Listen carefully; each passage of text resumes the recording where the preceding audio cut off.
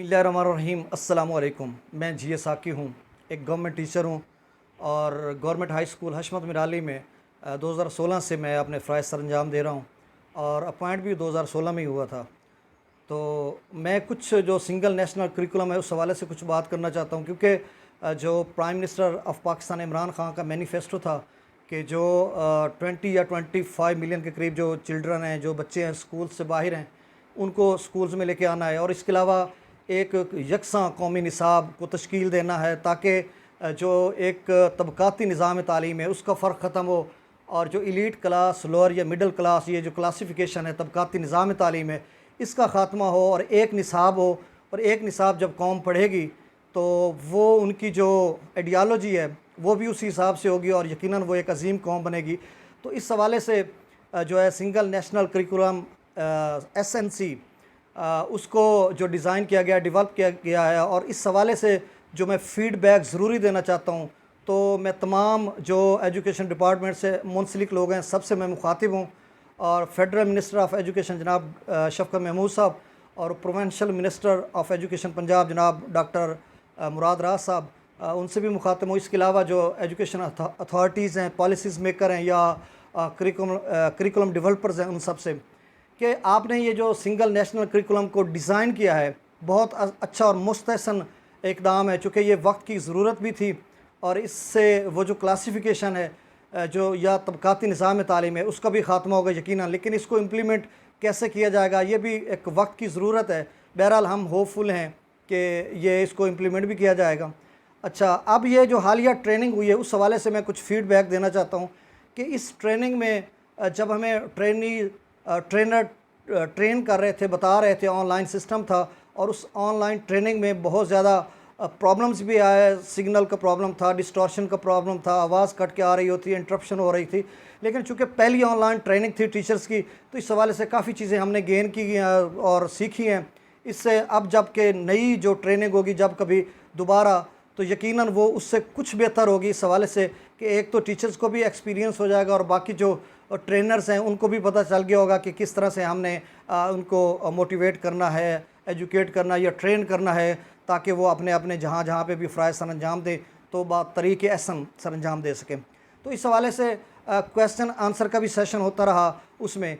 तो सबसे पहले तो ये सिंगल करिकुलम जो सिंगल नेशनल करिकुलम है SNC, इसकी ऐप भी बनाई गई है, उस पर जो मटेरियल है वो भी अब LMS का है, वो भी हम उसको फिलअप कर रहे हैं। कोर्स दिया हुआ है, उसमें MCQs भी हैं, एक्टिविटीज़ भी हैं और डिफरेंट एक्टिविटीज़ उस पर भी आगे चल के बात करता हूँ। सबसे पहले मैं ये बताता चलूँ कि उसमें एक चीज़ इन्होंने बताई थी जिसका कंट्रेडिक्शन तज़ाद का मैं यहाँ पे ज़िक्र करना ज़रूरी समझता हूँ कि इन्होंने कहा कि ये जो यूनेस्को है, यानी United Nation Educational Scientific and Cultural Organization, ये जो तंजीम है ये पूरी दुनिया में जहाँ जहाँ डेवलपिंग कंट्रीज़ हैं उनके लिए वो सस्टेनेबल डेवलपमेंट जो गोल्स हैं उनको लेके आती है, ताकि ये मुल्क भी अपने टेक ऑफ कर सकें और अपने पैरों पे खड़ा हो सकें। और उनमें ख़ासकर जो पॉवर्टी है या उसके अलावा जो हेल्थ के इश्यूज़ होते हैं, या वो तो यूनिसेफ उसको करती है, डील करती है, लेकिन यूनेस्को का स्पेसिफिक एजुकेशन के हवाले से है। तो वो उनका ये मिशन होता है कि ये जो छोटी एज के बच्चे हैं, ड्रॉप आउट कम हो, तमाम बच्चे स्कूल्स पढ़ें और स्कूल्स में जो बेसिक फैसिलिटेशन है वो भी प्रोवाइड की जाए। इस हवाले से काफ़ी सारी फंडिंग भी उनकी तरफ से होती है और NSB के हवाले से भी गालबन इम्कान है कि वही फंडिंग करते हैं। वो जो स्कूल्स में NSB खर्च हो रही है वो भी एक अलग कहानी है कि वो किस तरह से खर्च हो रही है, उसमें ट्रांसपेरेंसी कितनी है वो भी अरबाब इख्तियार सब कुछ जानते हैं। उस मौजू पे मैं बात नहीं करना चाहता, मैं इस पे करना चाहता हूँ।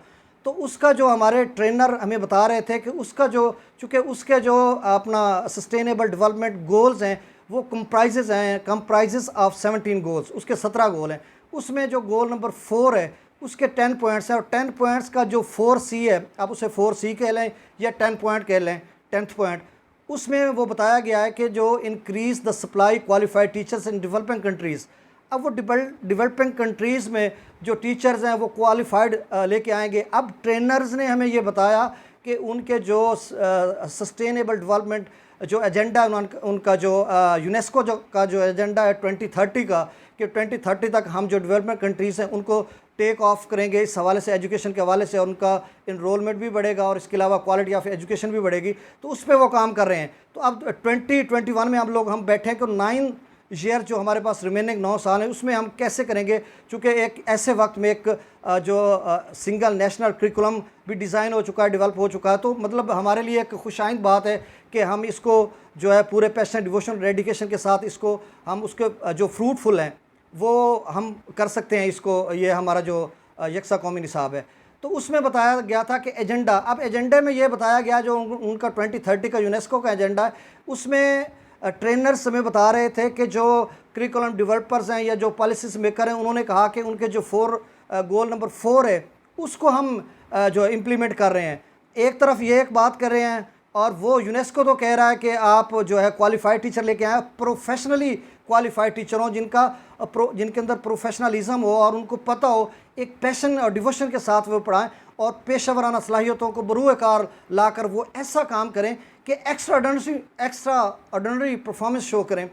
तो गैर मामूली कारकर्दगी से ही पाकिस्तान में हम जुमला मसाइल का ख़ात्मा कर सकते हैं। वो भी एक अलग इशूज़ हैं जो पाकिस्तान को इस वक्त बहुत ज़्यादा चैलेंजेस का सामना, एथिकल डिक्लाइन है वगैरह वगैरह। तो अब एक तरफ गवर्नमेंट ये कह रही है, पॉलिसी से मिलकर ये कह रहे हैं कि, और दूसरी तरफ हालिया जो रिक्रूटमेंट की जा रही है उसमें इंटरमीडिएट का उन्होंने रख दिया और फिर उसमें एज लिमिट को 21 से लेकर मेरे ख्याल में 50 तक है। चलें वो तो एक्सपीरियंस वाले लोग आ जाएंगे, लेकिन क्या ये कंट्राडिक्शन, तजाद नहीं है कि एक तरफ आप कह रहे हैं कि आप यूनेस्को के जो गोल है, गोल नंबर 4, उसको हम इम्प्लीमेंट कर रहे हैं, और वो तो कहते हैं कि उनका 4C पे है जो पॉइंट है उनका कि क्वालिफाइड टीचर्स होंगे, क्वालिफाइड फैकल्टी होगी, तो आप कौन से लोग लेके आ रहे हैं? ये एक आपका कंट्राडिक्शन हो गया। दूसरी बात यह कि ये जो आपने करिकुलम को डिज़ाइन किया है, डेवलप किया, चूँकि हमने उसको ओवरऑल ग्रो थ्रू नहीं किया, अभी कोशिश कर रहे हैं हम, वो बुक्स जब हमारे पास आएंगी और नया सेशन जो हमारा 2021 में स्टार्ट हो रहा है, तो उसमें जब हम देखेंगे, पढ़ाएंगे, तो उसके बाद फिर भी एक फ़ीडबैक बनेगा कि हम आपको देंगे कि कौन से वाला चैप्टर कहाँ पे आपने दिया है और इसमें अखलाकियात, मोरालिटी की कितनी बात की गई है, चूँकि इस वक्त हम एथिकल डिक्लाइन के शिकार हो चुके हैं। तो ये सारी चीज़ें जब वो हम पढ़ाएंगे तो उसके बाद फ़ीडबैक वो लाजमी वो भी हम देंगे। तो अभी जो ट्रेनिंग आपने दी है, उस ट्रेनिंग में ये हो रहा था कि जो टीचर्स, पुराने टीचर्स हैं, वो हमारे सरकताज हैं, और यकीनन ये बात मैं बड़े खुल के और बड़े अज़र मिन शम्स, ये करीन क्यास ही नहीं है, ये बात अज़र मिन शम्स है कि जिन कौमें ने अपने टीचर्स की इज़्ज़त की है, उन्होंने अपना मकाम भी पाया, अज़मत भी पाई है, रिफ़त भी पाई है, फिर वो इनकलाबी कौम बनी है। अभी टोक्यो की मिसाल देते हैं कि वहाँ पे यूनिवर्सिटी में इब्न इंशा का पता नहीं कौन किसका हवाला दे रहे होते हैं कि वो गए हुए थे, तो और बच्चे वहाँ पे जो है छलांग लगा, 2 प्रोफेसर आपस में बात कर रहे थे जिनमें एक पाकिस्तानी थे, तो वो बच्चे छलांग लगा कर आगे गुजर रहे थे। तो पाकिस्तानी प्रोफेसर थे या जो भी विजिटर थे, उन्होंने पूछा कि ये क्यों ऐसा कर रहे हैं? उन्होंने कहा जी हमारा साया ज़मीन पर पड़ रहा है और उस साए पे ये पाँव नहीं देना चाहते, और इस वजह से आप देखें टोक्यो की मिसाल, जापानीज़ की मिसाल, आप सब समझते हैं कि वो मॉरली कहाँ पे पहुँचे हुए हैं वो लोग। और हमारी तो आइडियालॉजी वो थी जो 1400 साल पहले आका अलैहिस्सलातु वस्सलाम ने दी कि हमारा ईमानदारी तो बदरजा, ऑनेस्टी तो बदरजा अतम हम में फ़ाइज़ होनी चाहिए थी, अनफॉर्चुनेटली वो नहीं है। तो अब जो इन्होंने करिकुलम को डिज़ाइन किया है वो अच्छा है, उसको हम गो थ्रू करेंगे, लेकिन उसमें जो फेलियर हैं या जो ऐसी चीज़ें हैं जो हम आश्कार करना चाहते हैं कि उसमें जो टीचर्स थे और जो उन्होंने ट्रेन कर रहे थे, उसमें मोस्टली जो पुराने टीचर्स थे वो आंसर क्वेश्चन नहीं कर रहे थे, कुछ उनमें से कर भी रहे थे। चूँकि मैंने से रोज़ा उस ट्रेनिंग का मैं हिस्सा रहा हूँ बतौर ट्रेनिंग, उसमें मैंने बहुत ज़्यादा आंसर क्वेश्चन किए और उसमें कौमी सतह के हमने सवालात भी किए कि ये जो 74 बरसों में मुख्तलिफ सिलेबस आते रहे हैं और 1998 की नेशनल एजुकेशन पॉलिसी है, फिर 2009 में नेशनल एजुकेशन पॉलिसी है, 5 ईयर्स एजुकेशन प्लान भी आते रहे, तो आउटपुट तो नथिंग है कि हम 62% पे खड़े हैं। हमारे जो नेबरिंग कंट्रीज़ हैं, वो इस वक्त जो डेवलपिंग कंट्रीज़ हैं, वो उनका जो हमारे से कहीं ज़्यादा जो है लिटरेसी रेट है, तो हमारा जो इनरोलमेंट है उसका भी बड़ा मसला है, फुकदान है हमारे लिए। तो बहरहाल ये चीज़ें हैं। तो अब जब हम देख रहे थे, बात मैं वो कर रहा हूँ कि ट्रेनिंग के दौरान हमारे जो सीनियर टीचर्स हैं, जो हमारे सरकताज हैं, उनके लिए बहुत ज़्यादा मसला था कि ये डिजिटलाइजेशन में ट्रेनिंग करना, लेकिन उन्होंने कुछ ना कुछ बहरहाल सीखा होगा।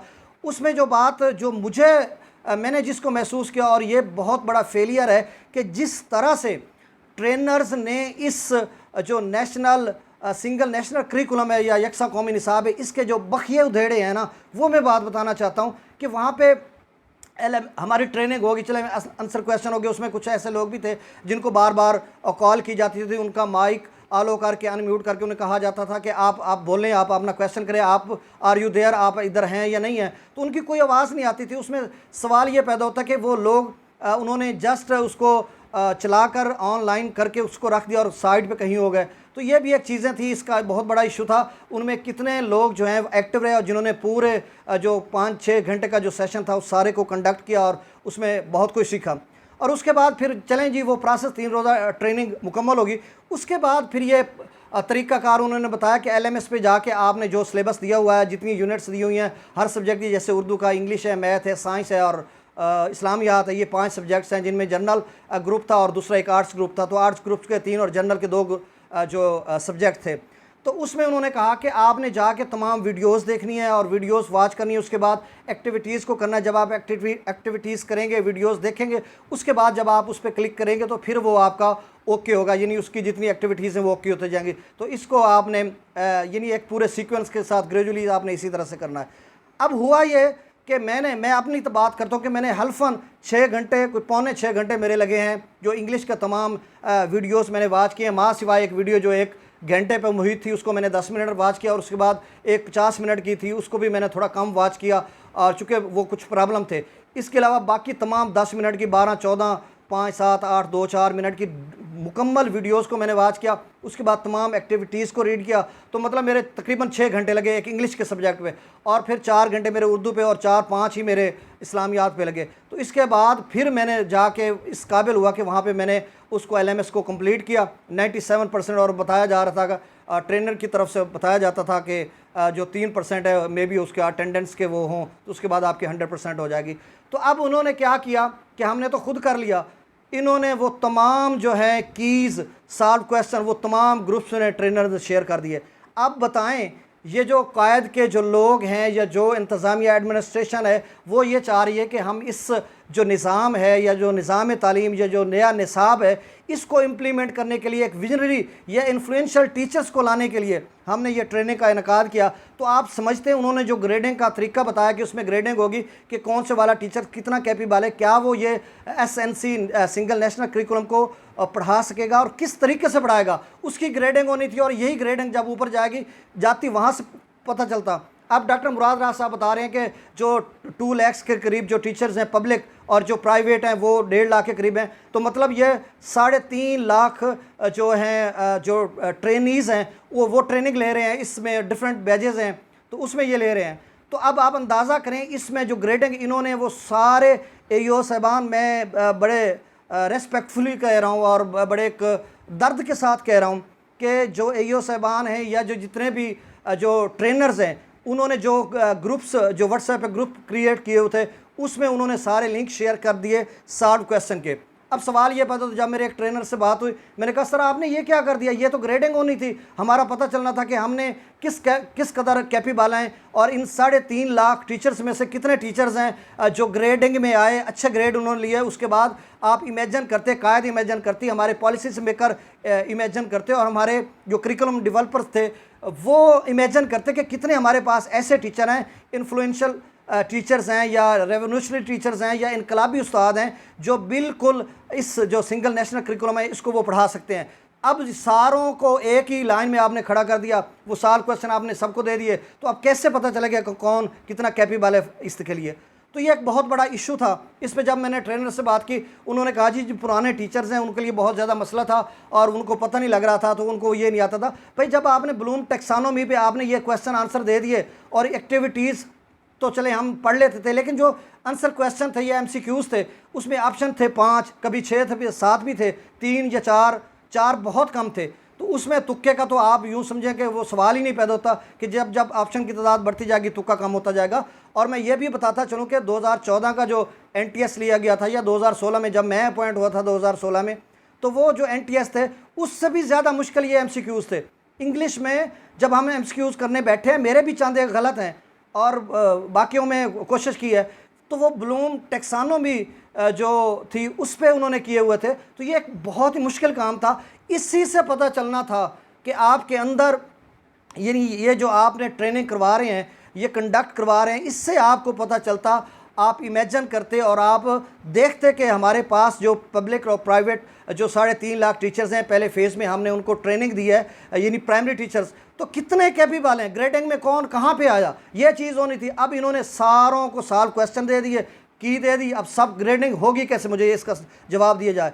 ये फेलियर नहीं है तो और क्या है। और यही काम होता रहा, जब पैक के एग्ज़ाम होते थे यही काम होता था हमारा, अब LND होती रही है तो यही काम हो रहा है। तो इस तरह से बड़े मसाइल हैं, बहुत ज़्यादा प्रॉब्लम है। इनको हम ग्रास रूट लेवल पे जब हम अपना तालीम को स्टार्ट करते हैं, हमारा नर्सरी को लेकर ऊपर आते हैं, तो हमने विजनरी तरीके से और क्रिएटिव मेथडोलॉजी से हमने बच्चों को पढ़ाना है। तो ये बच्चे के लिए जब ऊपर यही जाएंगे तो आप देखें कि वो किस तरह से क्या वो इनकलाबी अमले तदरीस के ज़रिए वो क्या इनकलाबी कौम बन सकेंगे। ये मेरा एक सवाल है। जब एक टीचर इन्फ्लुएंशियल नहीं है, इनकलाबी नहीं है, पुर असर नहीं है, मोटिवेटेड नहीं है, एजुकेटेड नहीं है, ऐसा एजुकेटेड तो मैं इसलिए नहीं कहता क्योंकि MPhil और बड़े बड़े क्वालिफाइड टीचर हैं, तो ये चीज़ें हैं।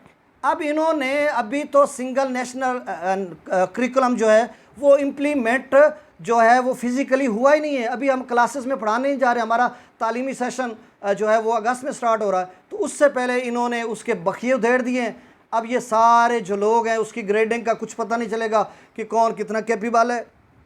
ये फेलियर था।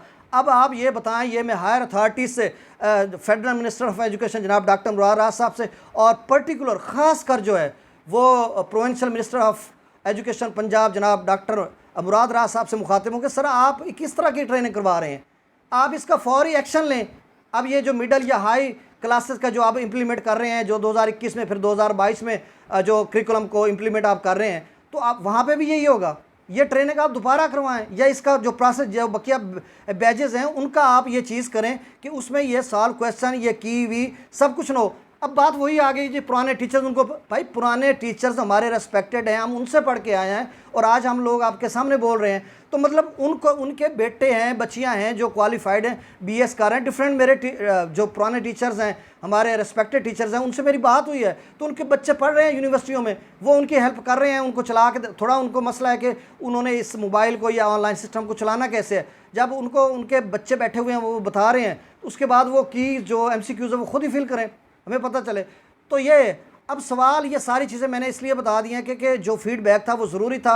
अब जो नेशनल सिंगल जो करिकुलम है, इस पे जो एक ख्वाब थे कि एक जो देखे जा रहे थे सपने कि इससे हम एक कौम अजीम बिल्ड करेंगे, मैं ऑप्टिमिस्टिक हूँ, होपफुल हूँ। वैसे भी मायूसी गुनाह है, तो मैं तो होपफुल हूँ, इंशाल्लाह हम आउटपुट देंगे और ये हमारे लिए फ्रूटफुल साबित होगा। इससे हमने ना सिर्फ लिटरेसी रेट को भी बढ़ाना है, उसके अलावा इनरोलमेंट को भी बढ़ाना। जब हम जाएंगे और इलाके में जाएंगे, आज भी मैं जा रहा हूँ मतलब बच्चों के नए एडमिशन करने के लिए जा रहा हूँ, तो जब हम लोग जाएंगे हम उन्हें बताएंगे कि प्राइवेट सेक्टर में जहाँ आप अच्छे स्कूल्स में बढ़ाते हैं वहाँ पे भी यही सिंगल जो नेशनल करिकुलम है, ये यकसा जो कौमी निसाब बनाया गया है, इसी को वहाँ पे जो है इसका इतला किया जा रहा है। तो आप हमारे गवर्नमेंट के स्कूल्स में बच्चों को भेजें और हमारे जो क्वालिफाइड असातिज़ा कराम हैं। लेकिन मैं बड़े दर्द के साथ और दुख के साथ ये चीज़ें आश्कार कर रहा हूँ, इसलिए कि मैं एक टीचर्स हूँ और मैं एक कौम का दर्द रखता हूँ। जब 20 देखें, एक सवाल आखिरी बात, वीडियो लंबी हो गई है, कि जब हमारे पास एक बहुत स्टैंडर्ड और मेयारी जो है